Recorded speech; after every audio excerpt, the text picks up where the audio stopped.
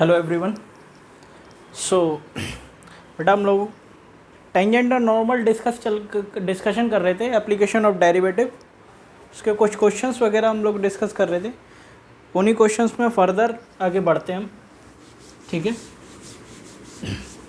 आप इस बात को समझने की कोशिश करो कि जो भी क्वेश्चंस अब हम लोग डिस्कस करेंगे वो दो कर्व के इंटरसेक्शन पॉइंट पर एंगल्स के बीच में और टेंजेंट और नॉर्मल, जिसमें कोऑर्डिनेट ज्योमेट्री का भी काफ़ी यूज़ किया जाएगा।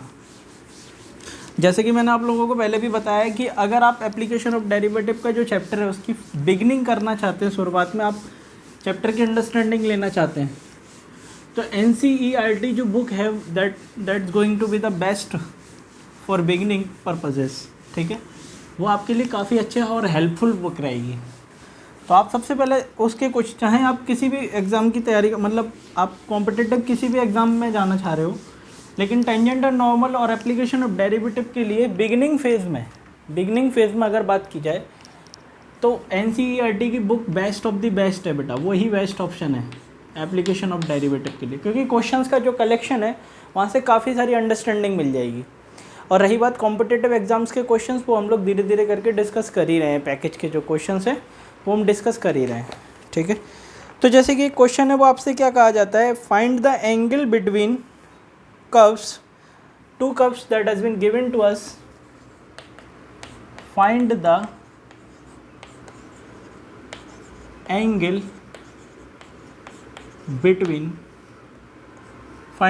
between curves. The first one curves is y square equals to 4x, that is parabola, and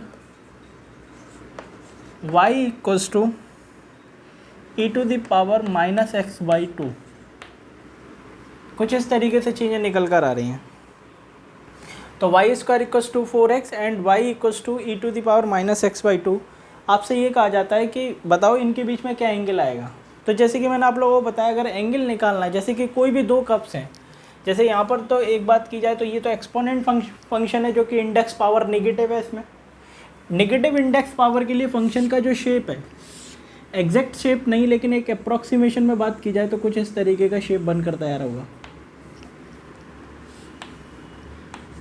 ये इंडेक्स पावर नेगेटिव के लिए डिक्रीजिंग फंक्शन बनकर तैयार होता है, यानी कि एक्स की डायरेक्शन में आप आगे चलोगे तो ग्राफ नीचे की तरफ आएगा। और रही बात y स्क्वायर बराबर 4ax की, मतलब ये स्टैंडर्ड पैराबोलिक कर्व है, वो आपको पता है कुछ इस तरीके की शेप का बनेगा। कुछ इस तरीके की शेप का जो होगा वो y square equals to 4ax का कर्व है, या y square equals to 4x। अगर आपसे इन दोनों कर्व को एक ही काटे, मतलब कोई ना कोई इंटरसेक्शन पॉइंट आएगा, उस इंटरसेक्शन पॉइंट को निकालने से अच्छा है कि आप सीधे सीधे डिफरेंशिएशन कर दें दोनों ही फंक्शंस का। और दोनों ही फंक्शंस का जब डिफरेंशिएशन करोगे तो dy ओवर dx निकालें। लेट अस सपोज ये जो फर्स्ट फंक्शन दे रखा है, इससे dy बाई dx निकालेंगे तो 2y differentiation of y square, और y का differentiation dy over dx equals to 4। Then dy over dx कोई पर्टिकुलर p पॉइंट मान लो जिसके coordinate x1 y1, that is going to be the intersection point of these two curves p x1 y1। तो derivative ये बेटा 2 जो है वो इसको ख़त्म कर देगा 2 टाइम्स, और 2 divided by, because we are putting the point y1। ये स्लोप आ गया, यानी कि p पॉइंट पर स्लोप आ गया ये तुम्हारे पास में फर्स्ट कर्व के लिए। सेम इसी तरीके से आप डेरिवेटिव जब आप इसका करोगे तो आपको समझ में आएगा dy ओवर dx, ठीक है, e to the power x का e to the power x, और चेन रूल के हिसाब से चलेंगे तो इसका हो जाएगा -1 ओवर 2। ठीक है, और फाइनली जब आप इसमें p पॉइंट फिर दोबारा से रिप्लेस कराओगे तो dy over dx, p point के कोऑर्डिनेट्स क्या है x1 एंड y1, और फाइनली आ जाएगा -1 over 2 e to the power minus x1 upon 2। अब आप सोचो कि e to the power minus x1 over 2 ये निकल कर आया है, तो जब आप इसमें रखोगे तो यही चीज़ y1 कहलाएगी, यानी कि e⁻−x1 divided by 2 is y। तो मतलब ये जो स्टेटमेंट इस तरफ लिखा हुआ है इसको क्या लिखा जा सकता है, इसको y लिखा जा सकता है। तो we can clearly see that dy/dx at p x1 y1 equals to -1/2 y1। ठीक है, ये डेरिवेटिव आ रहा है सेकंड फंक्शन का इस पर्टिकुलर पॉइंट पर, और ये डेरिवेटिव आ रहा है फर्स्ट फंक्शन का इस पर्टिकुलर पॉइंट के लिए। अब आप सोचो इनके बीच में एंगल निकालना है, तो आप ध्यान से देखो कि दोनों ही स्लोप्स का, ये पर्टिकुलर फर्स्ट फंक्शन के लिए इंटरसेक्शन पॉइंट पर स्लोप को इंडिकेट करेगा, ये सेकंड फंक्शन के लिए इस पर्टिकुलर पॉइंट पर स्लोप को इंडिकेट करेगा, और दोनों का प्रोडक्ट जो है वो -1 के बराबर आ रहा है ना। यानी कि दोनों ही फंक्शंस हैं, डिफरेंट फंक्शंस हैं, इनका दोनों का प्रोडक्ट किसके इक्वल आ रहा है, -1 के बराबर। तो आप इसको क्या लिख सकते हो, मैं इस तरीके से लिख रहा हूँ, slope eight p for the first function is 2/y1 and इसको लिखा जाएगा स्लोप एट p, पॉइंट वही रहेगा, सेकंड फंक्शन जो कि दे रखा है ये, और दोनों का प्रोडक्ट जब आप निकालोगे तो you can clearly see that slope of p point p पर फर्स्ट फंक्शन और स्लोप p पॉइंट पर सेकंड फंक्शन पर ये आ जाएगा 2 divided by y1 into -1/2 y1। तो ये y1 से ये y1 ख़त्म, इस 2 से ये 2 ख़त्म, कितना आ गया, -1। तो बेटा इससे क्या बात क्लियर होगी कि स्लोप, प्रोडक्ट ऑफ स्लोप्स -1 के इक्वल आ रहा है, then these two curves are cut each other orthogonally. ठीक है, then these two curves cut each other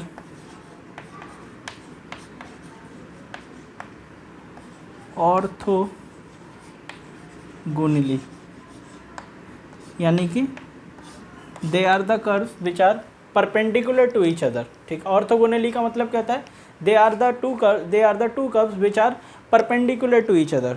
एक सेकंड देखो, बता बेटा, बता बात समझ में आ रही है आपको या नहीं आ रही इसमें?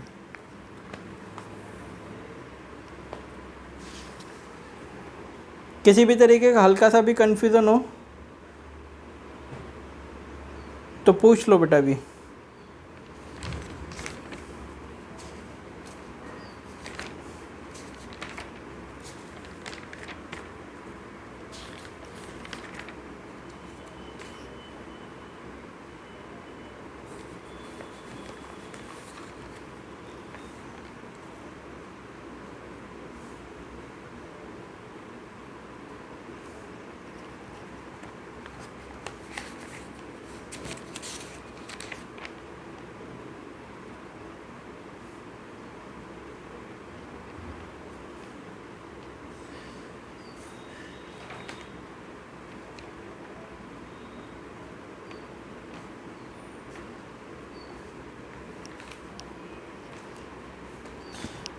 ठीक है, तो एक क्वेश्चन ये था, इसी तरीके से हम फर्दर आगे बढ़ते हैं और क्वेश्चंस डिस्कस करते हैं।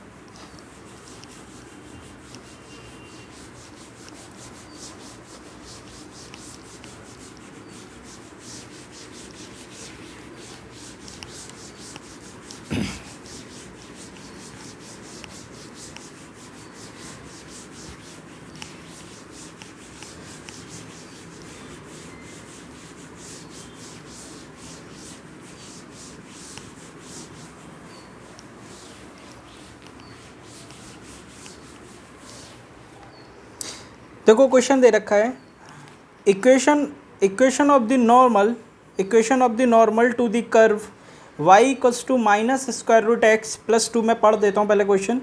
Eight the point of its intersection with the curve y equals to tan inverse x। ठीक है, तो क्या कह रहा है, इक्वेशन सबसे पहले तो क्या फाइंड आउट करना है उस पर दिमाग दौड़ा, equation of normal find out करना है। Equation of normal, equation of normal that we need to find out, और कर्व दे रखा है y equals to minus square root of x plus 2, कुछ इस तरीके से। At the point of its intersection with the curve y equals to this, and point of intersection with the curve y equals to, मैं लिख देता हूँ यहीं पर फंक्शन कुछ इस तरीके से, tan इंटरनल कॉम्पोजिट फंक्शन की शेप में tan इनवर्स x। अच्छा, इसको थोड़ा सा ध्यान से देखेंगे तो ये आइडेंटिकल फंक्शन है। किस तरीके का फंक्शन है? आइडेंटिकल फंक्शन है। क्यों आइडेंटिकल है? कारण समझ लो, क्योंकि tan, जैसे tan इनवर्स की बात की जाए तो tan इनवर्स का ग्राफ तो कुछ इस तरीके से होता है।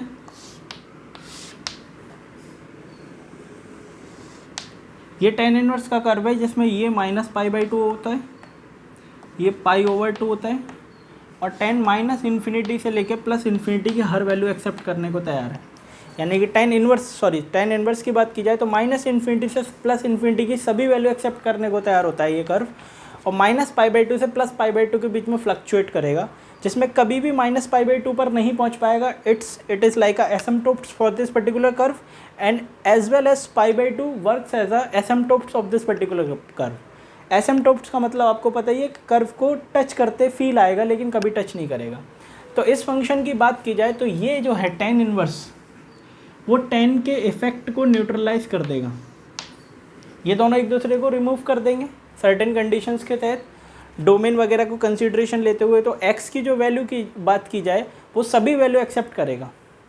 अब आप इस बात को समझने की कोशिश करो कि tan इनवर्स तो सारी वैल्यू एक्सेप्ट करेगा। tan इनवर्स का ये ग्राफ है, y बराबर tan इनवर्स x की बात हो रही है, तो x belongs to all the real number, but x की सभी वैल्यू रखने के बाद tan इनवर्स जो है y रेंज जो है वो ओपन इंटरवल -π/2 से π/2 ही वेरिएट करता है। तो आप इस बात को समझो, because this function works as a composite function, तो tan इनवर्स जो भी आउटपुट देगा वो tan के लिए इनपुट का काम करेगा। तो tan इनवर्स आउटपुट दे कितना रहा है? x की सभी वैल्यूज़ के लिए -π/2 से π/2 के बीच में फ्लक्चुएट कर रहा है, और -π/2 से π/2 के बीच में अगर tan के कर्व को हम बनाते हैं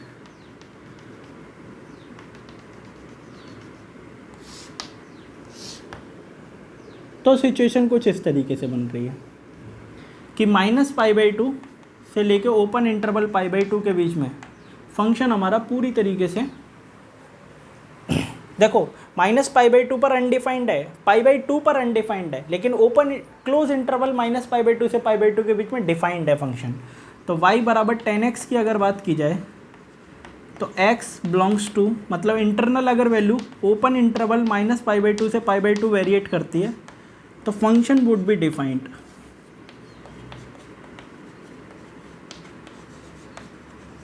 function will be completely defined, कोई प्रॉब्लम नहीं आने वाली। तो अल्टीमेटली ये इसको न्यूट्रलाइज करके y बराबर x ही बचेगा। मतलब ये जो दे रखा है वो कुल मिला के इतना सा है कि y बराबर x लिखा है, ये देने का तरीका है बस, ठीक है। तो y बराबर x, वहाँ से बात क्लियर हो गई हमको, ये दोनों बातें एनालिसिस तुम्हें समझ में आ गई, इन्वर्स और कंपोजिट का खेल। अब ये y बराबर x, इसके साथ में इंटरसेक्शन पॉइंट निकालना है। अब y बराबर x के हिसाब से अगर इंटरसेक्शन पॉइंट की बात करें तो यहाँ पर तुम लिख सकते हो, यहाँ पर लिख सकते हैं x, और x अगर लिखा है तो इसको लिखा जा सकता है स्क्वायर रूट x का कंप्लीट ऑफ स्क्वायर। इसको आप इस तरफ लेकर आ जाओ तो ये plus of square root of x -2 = 0, कुछ इस तरीके की फ़ोटो आएगी। क्योंकि now we are finding out the intersection point of this curve and y बराबर x, जो कि आइडेंटिकल लाइन है, ठीक है। अब यहाँ पर क्वाड्रेटिक बन गया ये। अब ये क्वाड्रेटिक अगर बन रहा है तो आपको समझ में आना चाहिए कि फैक्टर्स क्या आएंगे, √2, ये आ जाएगा +2 एंड √-1 = 0। चेक करके देखना बेटा, +2 -1 -2 और +2 square root x minus square root of x, that is plus square root of x। तो फैक्टराइजेशन से ही आया। तो स्क्वायर रूट ऑफ x कभी भी नेगेटिव तो हो नहीं सकता, तो यहाँ से तो ये पॉसिबिलिटी नहीं है, यहाँ से सॉल्यूशन 5 आएगा। हाँ, it is very much clear कि ये 1 के इक्वल हो जाए, और वो कब होगा, जब x की वैल्यू 1 होगी। अब आप सोचो कि आइडेंटिकल फंक्शन y बराबर x है, तो अल्टीमेटली यहाँ से क्या क्लियर हो गया कि पॉइंट जो इंटरसेक्शन पॉइंट आया वो आ गया 1,1। तो आप कह सकते हो कि 1,1 is a intersection point of the curve this and this, y बराबर x और इन दोनों के बीच का इंटरसेक्शन पॉइंट आ गया p, दैट इज 1,1। ये पॉइंट आया है और इक्वेशन ऑफ नॉर्मल बताना है इस पॉइंट पर, इस कर्व पर। तो इक्वेशन ऑफ नॉर्मल मैंने आप लोगों को सिखा रखा है। इक्वेशन ऑफ नॉर्मल कैसे निकालते हैं, आप इस फंक्शन का डेरिवेटिव करो, डिफरेंशिएशन करके टेंजेंट का स्लोप पता करो इस पर्टिकुलर पॉइंट के लिए। क्योंकि आप एक बात बताओ, पॉइंट आपको पता है, टेंजेंट का स्लोप और पता चल जाए, टेंजेंट का स्लोप और आ जाए हमारे पास में, उसी काम हो जाएगा। क्योंकि टेंजेंट का स्लोप आने के बाद में हम उसको रेसिप्रोकल करके माइनस से मल्टीप्लाई कर देंगे। रेसिप्रोकल करने के बाद माइनस से मल्टीप्लाई करोगे, ये प्रोसेस किया तो नॉर्मल का स्लोप आएगा, और नॉर्मल का स्लोप पता है, पॉइंट पता है, इक्वेशन ऑफ नॉर्मल लिख देंगे वहाँ से। तो दिमाग दौड़ाओ थोड़ा सा। बात मैं क्या कहना चाह रहा हूँ, बात ये कहना चाह रहा हूँ बेटा कि इस फंक्शन का डेरिवेटिव करते हैं। तो dy/dx ये तो ख़त्म ही हो जाएगा, और ये आ जाएगा तुम्हारा -1/2 स्क्वायर रूट एक्स, एक्स की पावर 1/2 -1, तो ये आ जाएगा 1/, कुछ इस तरीके से। ये टेंजेंट का स्लोप आ रहा है, तो आपने क्या किया, पॉइंट इसमें रिप्लेस कराया, तो इस पॉइंट पर टेंजेंट का स्लोप आ जाएगा जो कि 1 हो गया, -1/2 आ गया स्लोप। ये स्लोप ऑफ टेंजेंट है।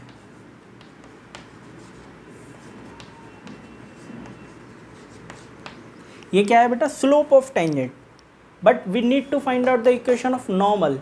तो आप क्या करो, इसको रेसिप्रोकल करो और माइनस से मल्टीप्लाई कर दो। क्यों, क्योंकि नॉर्मल का स्लोप और टेंजेंट के स्लोप के प्रोडक्ट -1 के बराबर आता है, क्योंकि 90 डिग्री एंगल मेंटेन होता है।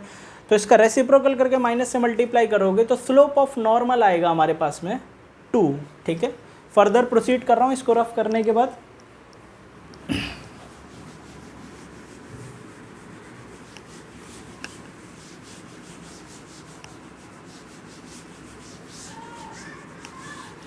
थोड़ा सा ध्यान देना बेटा, यहाँ से हम आगे बढ़ेंगे। स्लोप ऑफ नॉर्मल, और स्लोप ऑफ नॉर्मल को आप mn से इंडिकेट कर सकते हो, दैट इज़ 2। रेसिप्रोकल करके माइनस से मल्टीप्लाई कर दिया। तो इक्वेशन ऑफ नॉर्मल जब आप लिखोगे, equation of normal to curve, ये आएगा y - y1, पॉइंट देख लेना, ये है x1 y1, ये है x1, ये गया y1। तो y - y1 m कितना 2, x - x1। तो सिंप्लीफाई कर लें, y - 1, 2 को अंदर पेनिट्रेट कराओ तो 2x - 2। तो सबको एक तरफ लेकर आ जाएं, 2x - y, इसको इधर लेकर आओगे -2 + 1, दैट इज़ -1 = 0। और this is what the equation of normal is. ठीक है, ये फाइनल आंसर आ जाएगा। इसको कहोगे आप इक्वेशन ऑफ नॉर्मल। और by the way equation of tangent पूछा जाता तो पॉइंट तो यही है, इंटरसेक्शन पॉइंट तो यही है, और इक्वेशन ऑफ टेंजेंट के लिए स्लोप ऑफ टेंजेंट हमको पता है। तो फॉर्मूला जो इक्वेशन ऑफ टेंजेंट अगर निकालते तो y - y1 mx - x1 यहाँ लगा देते और साइड से सॉल्व कर लेंगे, वो वही आ जाएगा, कोई दिक्कत नहीं है। एक सेकंड देख लो, बताओ, ये आइडेंटिकल लाइन है, मतलब जो आप इसमें इनपुट दोगे वही आपको आउटपुट में मिलने वाला है। ऐसे तो तुम्हें लग रहा होगा बड़ा अजीब सा फंक्शन है, लेकिन फंक्शन जो कुछ इस तरीके का है, ये कुछ इस तरीके की बातचीत रहेगी। ठीक है, और ये एक्स एक्सिस की पॉजिटिव डायरेक्शन से π/4 एंगल बनाएगा, y = x लाइन है, ओरिजिन से पास होने वाली लाइन है, जो आप इसमें दोगे वही मिलता जाएगा। ठीक है, और ये हॉरिजॉन्टल एक्सिस, ये वर्टिकल एक्सिस, ये एक्स एक्सिस है जिसकी स्टैंडर्ड इक्वेशन होती है y = 0, और ये y एक्सिस है जिसकी स्टैंडर्ड इक्वेशन होती है x = 0। ये बेटा बेसिक बातें हैं, लेकिन सभी पता होनी चाहिए हमें, तभी हमें हेल्प मिलती है सभी चीज़ों में। ठीक है,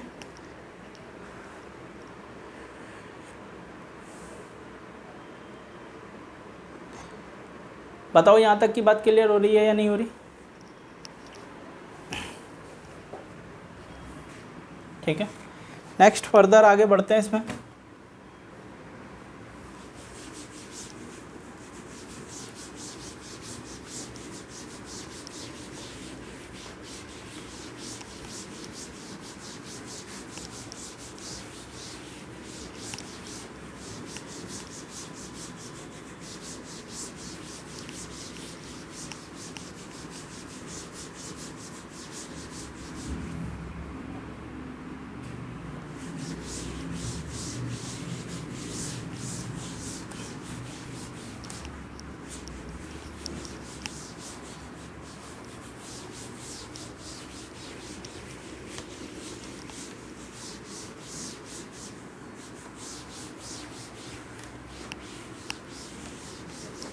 ठीक है, नेक्स्ट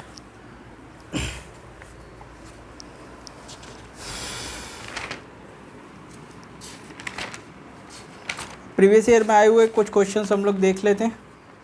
जैसे कि क्वेश्चन क्या दिया हुआ है, क्वेश्चन देखना ध्यान से बेटा। क्वेश्चन आपसे कह रहा है angle between tangents to the curve y equals to x square minus 5x plus 6 the quadratic that has been given at a points 2,0 and 3,0। ठीक है, तो मतलब कुल मिला के आप ये समझो इस बात को, वो क्या कहना चाह रहा है। मैं क्वेश्चन पूरा लिख देता हूँ, देखना। Angle between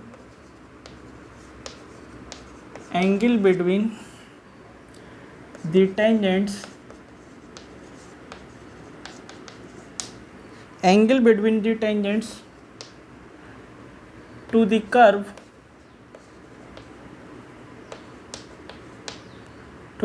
y equals to x square minus 5x plus 6 at points 2,0 and 3,0। ये है। अब जब आप इसकी बात करते हो सॉल्यूशन की, तो आप इस बात को समझो कि dy ओवर dx डिफरेंशिएशन करेंगे तो ये आ जाएगा 2x माइनस 5। अब आप इसमें एक बार इस पॉइंट को P अज्यूम कर लें, इसको Q अज्यूम कर लें, तो P पॉइंट के कोऑर्डिनेट्स क्या है 2,0। तो 2,0 आप इसमें रखोगे तो ये आ जाएगा 2 4 4 माइनस 5 दैट इज़ -1। ये स्लोप आ गया P पॉइंट पर। ठीक है, सेम इसी तरीके से dy ओवर dx अब पॉइंट Q जब आप रखोगे तो दैट इज़ 3,0, तो ये 6 माइनस दैट इज़ 1, ये MQ आ गया। अब आप ये बात समझो कि ये स्लोप ऑफ टेंजेंट है एट पर्टिकुलर पॉइंट P, ये स्लोप ऑफ टेंजेंट है एट पर्टिकुलर पॉइंट Q, लेकिन इन दोनों स्लोप का प्रोडक्ट कितना आ रहा है -1। तो प्रोडक्ट ऑफ स्लोप अगर पता करो,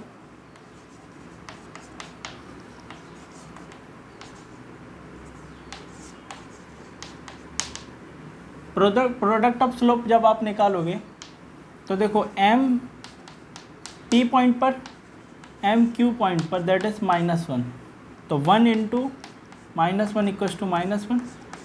तो आप क्या कह सकते हो कि इन दोनों के बीच में एंगल क्या मेंटेन हो रहा है, π/2। Angle between tangent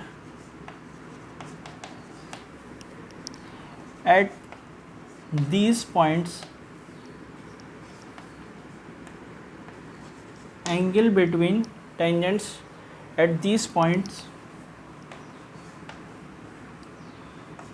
P and Q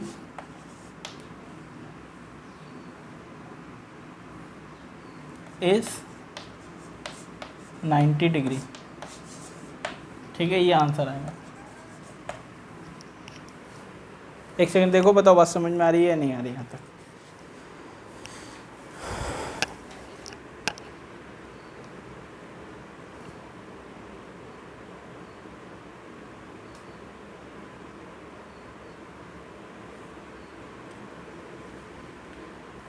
$90 निकल कर आ रहा है।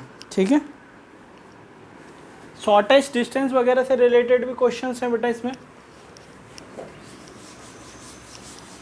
टेंजेंट एंड नॉर्मल के पैकेज के क्वेश्चंस लगाना शुरू कर दो, जो भी डाउट्स वगैरह हो वो मेरे से डिस्कस कर लेना, कोई प्रॉब्लम नहीं है।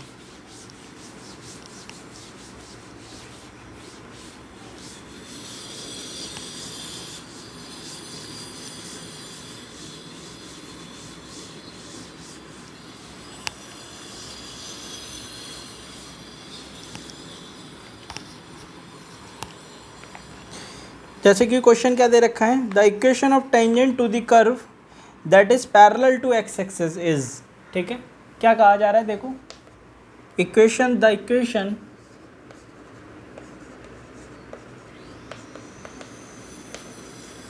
Of tangent,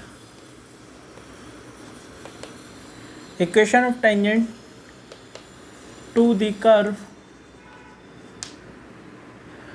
y equals to x plus 4 upon x square that is parallel to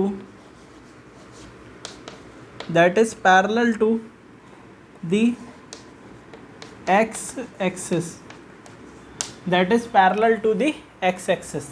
तो सॉल्यूशन की बात करें बेटा, कोई भी टेंजेंट अगर किसी कर्व पर पैरेलल टू एक्स एक्सिस है, व्हाट डज इट मीन, इसका मतलब सिंपल सा है कि उसका स्लोप 0 के इक्वल आएगा, क्योंकि जो भी line parallel to x axis होती है, जैसे मान लो कोई कर्व है इस तरीके से, ठीक है, इसके इस पर्टिकुलर पॉइंट पे आपने टेंजेंट ड्रॉ किया, अब ये जो टेंजेंट है वो एक्स एक्सिस के पैरेलल है, तो स्लोप ऑफ जैसे मान लो ये पी पॉइंट है, इसका स्लोप जब निकालोगे पी पॉइंट पर 0 के इक्वल आएगा 100%, because the tangent is parallel to x axis, और टेंजेंट अगर एक्स एक्सिस से पैरेलल है तो इसका मतलब सिंपल है कि 0 आएगा स्लोप, क्योंकि पॉजिटिव एक्स एक्सिस से एंटी क्लॉकवाइज एंगल 0 और tan 0 स्लोप को इंडिकेट करता है, तो 0 tan 0 0।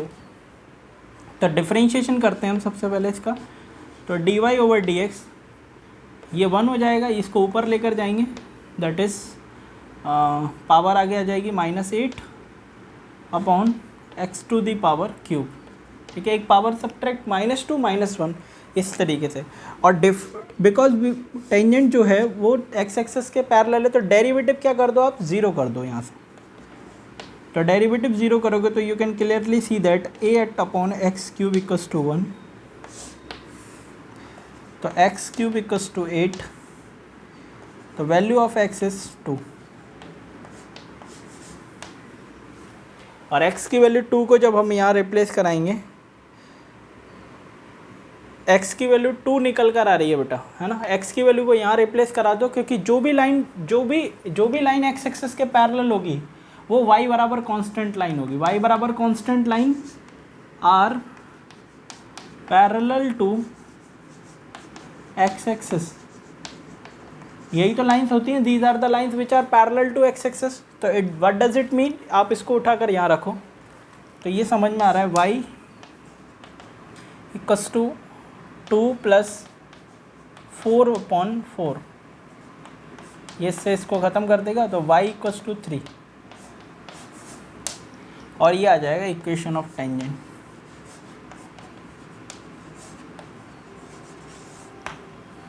This is what the equation of tangent is, मतलब ये जो फंक्शन दे रखा था ना आपको, ये जो फंक्शन दिया है ना,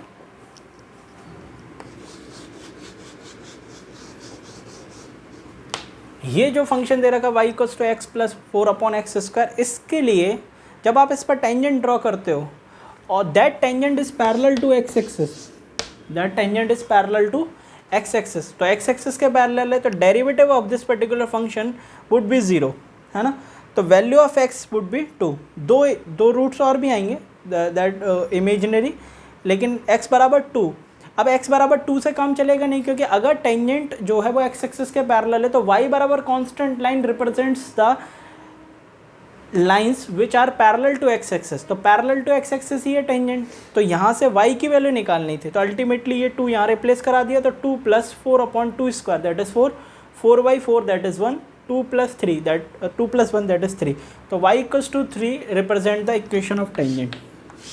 या फिर अगर आपको ये बात क्लियर नहीं हो रही तो आप ऐसा समझ लो कि इंटरसेक्शन पॉइंट ये आ गया, 2 इसको उठाकर इसमें रखेंगे, y आ गया, पॉइंट आ गया। अब y minus y1 m x minus x1 लगा दो, तो y माइनस 3 m 0 है क्योंकि पैरेलल टू x एक्सेस है, और x माइनस x1 0 का किसी से भी मल्टीप्लाई होगा, खत्म। तो y बराबर 3 इक्वेशन ऑफ टेंजेंट। जैसे चाहो वैसे निकाल लो। मैथमेटिकल और ज्योमेट्रिकल इंटरप्रिटेशन ये बना हुआ है यहाँ पर सामने।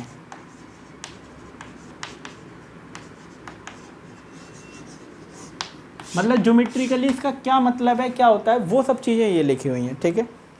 एक बार देखो, बताओ बेटा बात समझ में आ रही है या नहीं आ रही आप लोगों को मेरी?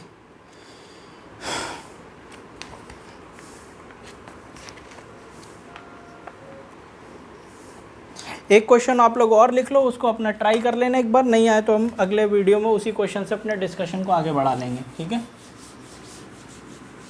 क्योंकि शॉर्टेस्ट डिस्टेंस से रिलेटेड है। अच्छा, शॉर्टेस्ट डिस्टेंस कोऑर्डिनेट ज्योमेट्री के हेल्प से भी पता की जा सकती है। कोऑर्डिनेट ज्योमेट्री भी तो आपने पढ़ रखा है ना। हाँ, बाय द वे अगर कोई स्टैंडर्ड कर्व नहीं है then you should apply to calculus. हो सकता है ऐसा हो भी जाए कि स्टैंडर्ड कर्व ना दिया जाए, लेकिन अभी इस क्वेश्चन में स्टैंडर्ड कर्व ही दिया है। देखो किस तरीके से बातचीत कही जा रही है, क्या कह रहा है, the shortest distance between line,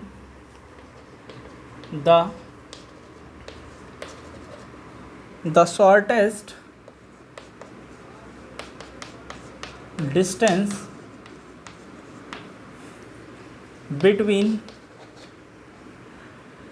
between line y minus x equals to 1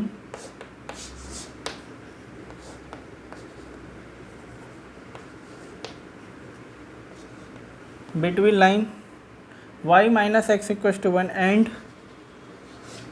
curve x equals to y square is A option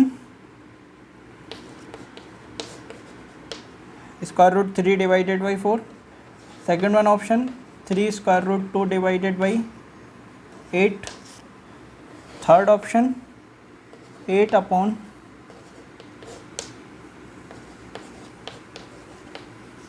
and the last one option is 4 upon square root 3।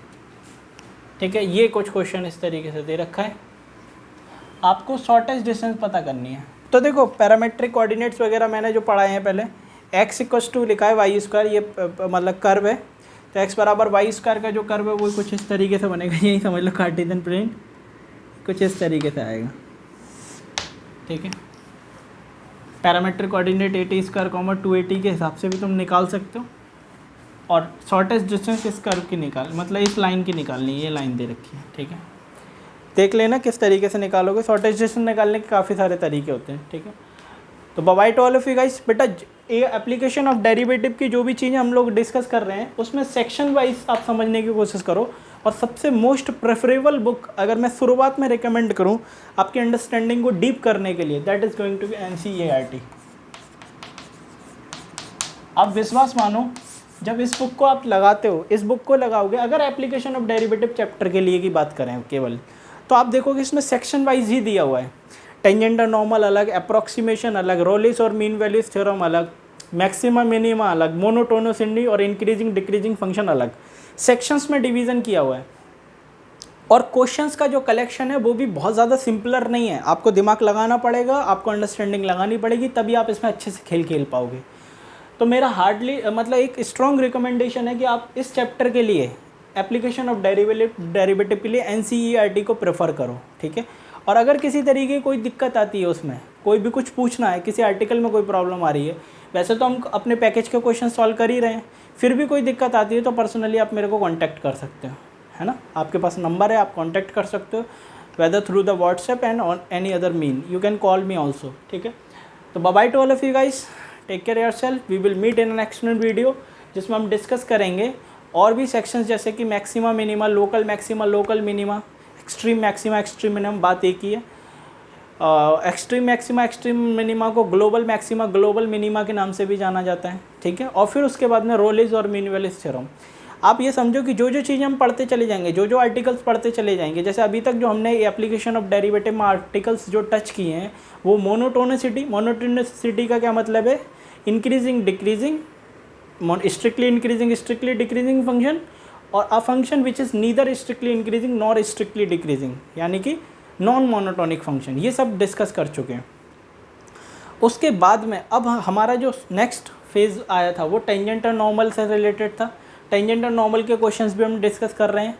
फिर उसके बाद में अब हम धीरे धीरे करके, तुम देखोगे धीरे धीरे वीडियोस में हम लोग इंट्रोड्यूस करेंगे maxima minima, local maxima local minima, global maxima global minima, इन सब चीज़ों के बारे में। फिर उसके क्वेश्चंस, फिर रॉलेज और मीन वैल्यूज थ्योरम की बातचीत की जाएगी। Bye bye to all of you guys, thank you so much, bye.